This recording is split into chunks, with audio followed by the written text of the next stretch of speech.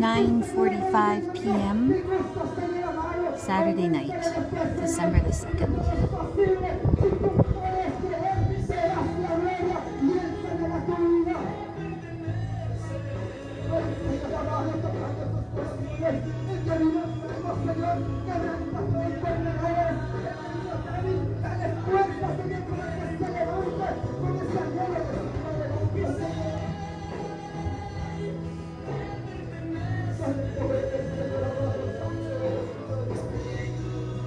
So their microphone has been cutting in and out tonight, and interestingly, when the preacher is yelling and the microphone cuts out, it's actually not so bad.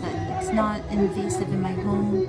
I can speak to my daughter, I can watch TV and listen to the volume at regular volume, but when the microphone is on, this is what it sounds like, and I'm on my veranda right now.